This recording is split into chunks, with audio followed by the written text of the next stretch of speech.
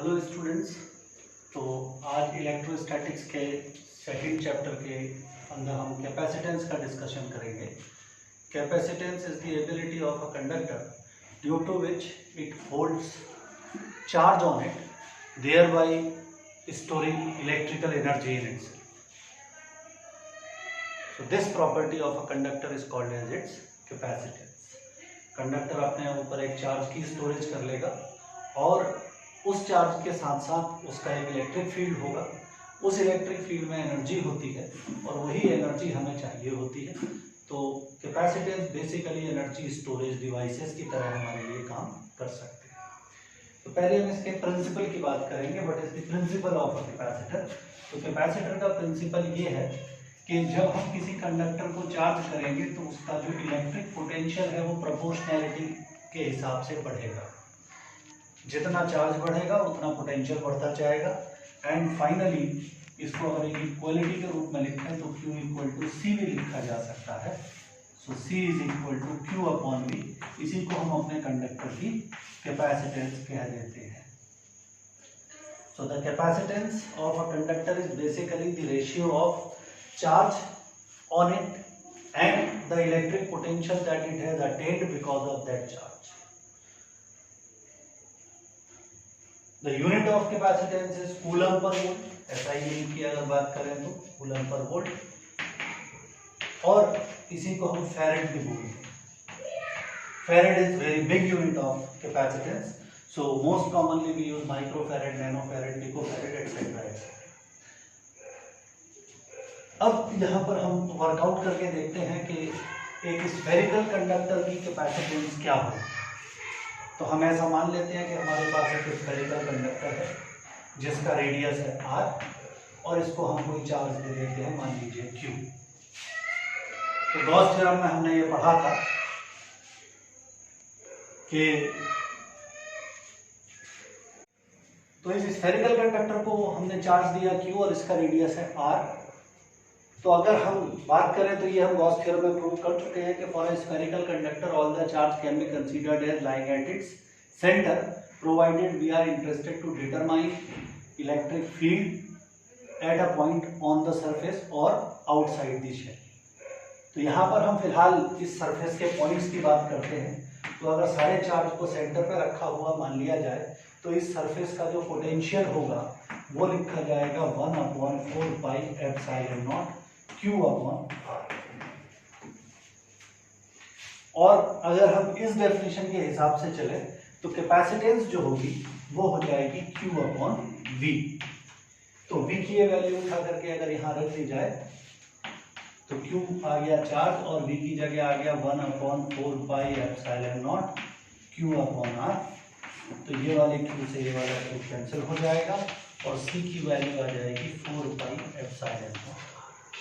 That is the capacitance of a spherical conductor which has a radius r। तो हमें यहाँ से दिखाई पड़ रहा है कि C is proportional to r, यानी कि जितने ज़्यादा रेडियस का हमारे पास ये स्फेरिकल कंडक्टर होगा उतनी ज़्यादा इसकी कैपेसिटेंस होगी। तो कैपेसिटेंस ज़्यादा होने का सीधा मतलब ये है कि for same potential it can hold more charge. अगर मेरे पास दो कंडक्टर है, एक का रेडियस कम है और एक का रेडियस ज़्यादा है, तो जिसका ज़्यादा रेडियस होगा अगर उसे भी 100 वोल्ट पर रखें और जिसका कम रेडियस है उसे भी 100 वोल्ट पर रखें तो ज़्यादा रेडियस वाले में ज़्यादा चार्ज होगा। ये उसकी कैपेसिटेंस का मतलब है।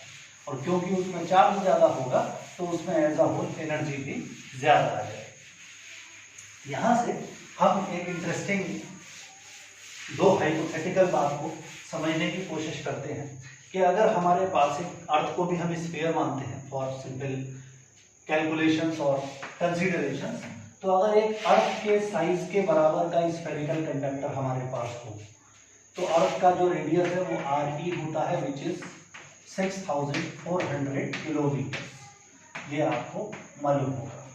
तो अगर मैं इस कैपेसिटर की कैपेसिटेंस निकालना चाहूँ तो उस फॉर्मूले के अनुसार जो मेरा आंसर बनेगा वो बनेगा into 6400 into 10 to the power 3 और यहाँ पर आ गया फैरेड।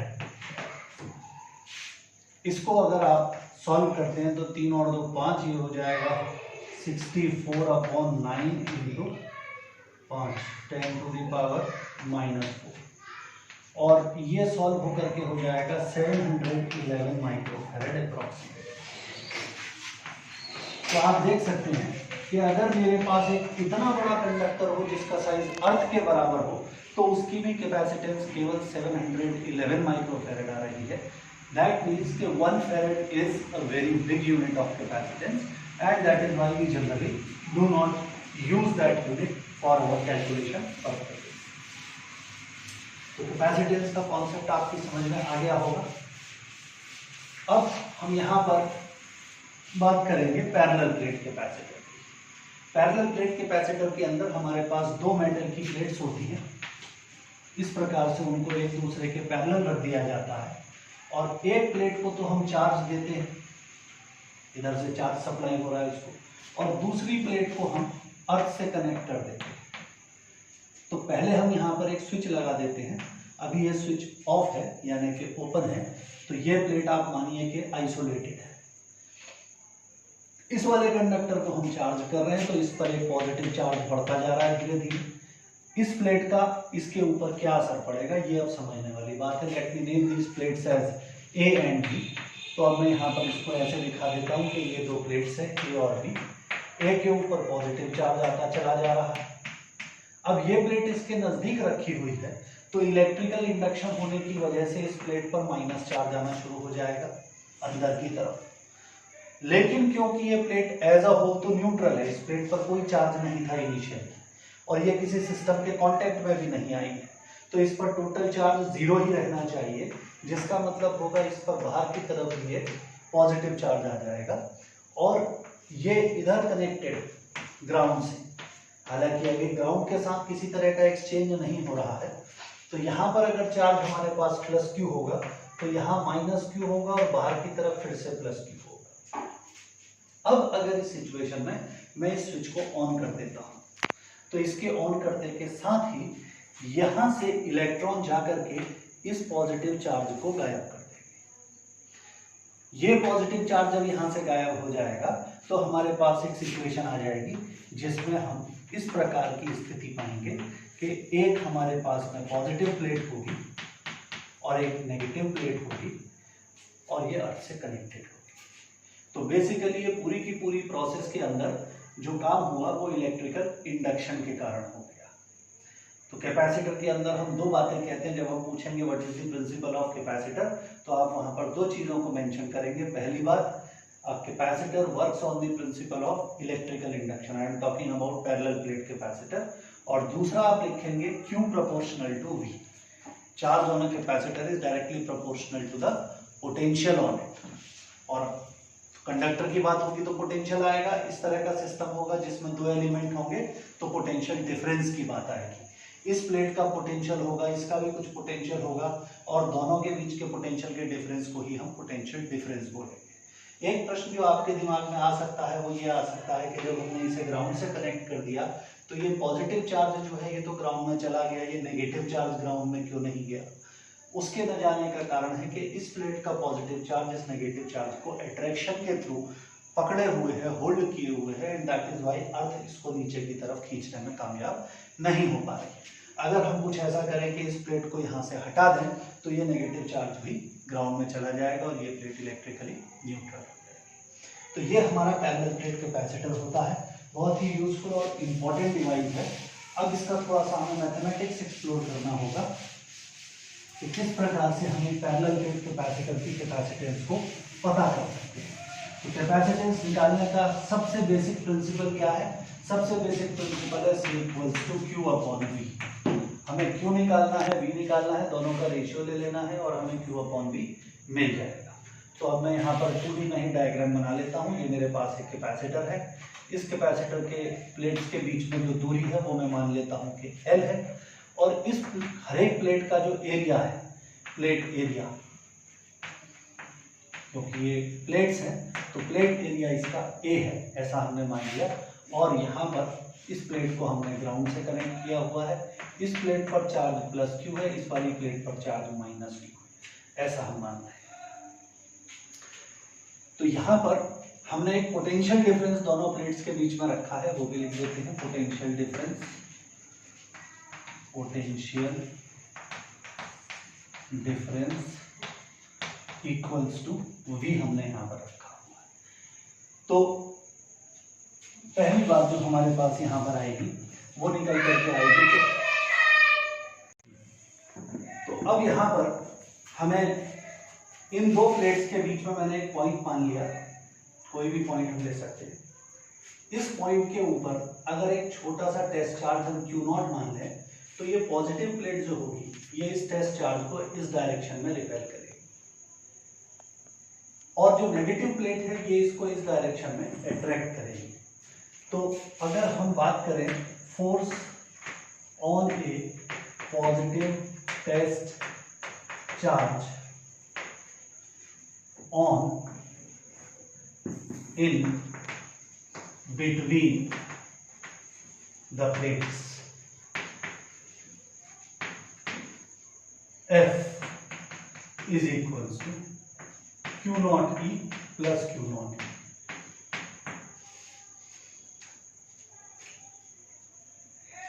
तो जो टोटल फोर्स यहां पर इस पर लगेगा प्लेट पर वो आ जाएगा Q नॉट इंटू 2E, और F अपॉन Q नॉट ये इफेक्टिव इलेक्ट्रिक फील्ड आ जाएगा कैपेसिटर की प्लेट्स के बीच में, where E is electric field produced by either the left plate और the right plate. Gauss theorem जब हमने पढ़ी थी तो वहां हमने डिस्कस किया था कि जो E की वैल्यू होती है वो सिग्मा बाय 2 एप्सिलॉन नॉट होती है। तो अगर हम उस आइडिया को यहाँ पर यूज कर लें तो इफेक्टिव इलेक्ट्रिक फील्ड जो बिटवीन दी प्लेट्स होगा वो हम सिग्मा बाई एप्सिलॉन नॉट लिख सकते हैं। ये बहुत इंपॉर्टेंट रिजल्ट हमारे पास आ जाता है। So E effective is sigma by epsilon not, where sigma is charge density of this plate और this plate. Charge density means sigma can be mathematically expressed as Q upon E। इसके बाद हमने एक relation ये भी निकाला था कि how does the electric field and electric potential are related. तो वहां मैंने आपको बताया था कि E equals to minus dV/dr होता है, और electric field between the plates जो होगा वो एक यूनिफॉर्म इलेक्ट्रिक फील्ड होगा। अगर हम एजेस के इफेक्ट को इग्नोर कर दें, जो कैपेसिटर के एंड्स होंगे, तो बीच में जो इलेक्ट्रिक फील्ड होगा वो यूनिफॉर्म नेचर का होगा। तो मैंने आपको उस समय भी ये बात बार बार कही थी कि अगर फील्ड यूनिफॉर्म होता है तो dV/dr के बदले हम सिर्फ V/r भी लिख सकते हैं। यहाँ पर V का मतलब होगा पोटेंशियल डिफरेंस जो दोनों प्लेट्स के बीच में है, और R का मतलब होगा जो दोनों प्लेट्स के बीच में दूरी है। तो यहाँ पर इफेक्टिव वैल्यू ऑफ E को जो लिखा जा सकता है वो V/L भी लिखा जा सकता है। तो अगर हम यहाँ पर E की एक वैल्यू देखें तो सिग्मा बाई एप्सिलॉन नॉट है, दूसरी वैल्यू देखें तो V/L है। तो therefore we can say sigma by epsilon naught is equal to V upon L। Sigma की वैल्यू क्या है? Q अपॉन A है। So Q upon A epsilon naught is equals to V upon L, और यहाँ से आ जाएगा Q upon V is equal to A epsilon naught upon, और Q अपॉन V ही हमारा कैपेसिटेंस होता है, यही हमें पता करना है। तो हमारे पास फाइनल रिजल्ट क्या बन गया? फाइनल रिजल्ट बन गया C is equal to A epsilon naught upon L। यानी कि एक कैपेसिटर की कैपेसिटेंस जो है वो उसका एक कैरेक्टरिस्टिक फीचर होगा। और अगर हम एक पैरेलल प्लेट कैपेसिटर की बात करें तो ये इस बात पर निर्भर करेगा कि जो प्लेट्स यूज हो रही हैं उनका एरिया कितना है और उनके बीच का सेपरेशन कितना है। Epsilon not permittivity of free space है, क्योंकि फिलहाल ये माना जा रहा है कि प्लेट्स के बीच में कोई भी मीडियम नहीं है। अगर प्लेट्स के बीच में कोई मीडियम आ जाएगा, फॉर एग्जाम्पल हम यहाँ पर कोई ग्लिसरीन भर दें, पेपर डाल दें, वुड डाल दें, माइका डाल दें, रबर डाल दें, और कोई नॉन कंडक्टिंग मटेरियल जो कि डाइलेक्ट्रिक मटेरियल्स कहलाते हैं वो डाल देंगे, तो उनकी प्रेजेंस में जो कैपेसिटेंस है वो मॉडिफाई हो जाएगी, and in that case it would be A epsilon naught K upon L, where K is called dielectric constant of that medium, जो कि इसके बीच में आ जाएगा। और क्योंकि K की वैल्यू मोर देन 1 होती है, एयर के लिए या वैक्यूम के लिए K 1 होता है और किसी मीडियम के लिए 1 से ज़्यादा होता है, तो अगर इसके बीच में कोई भी मीडियम आप इंट्रोड्यूस कर देंगे तो कैपेसिटर की कैपेसिटेंस एनहांस हो जाएगी। So this is a very important result for a parallel plate capacitor, and in all problems where we have to work out the capacitance of a capacitor, this idea can be useful.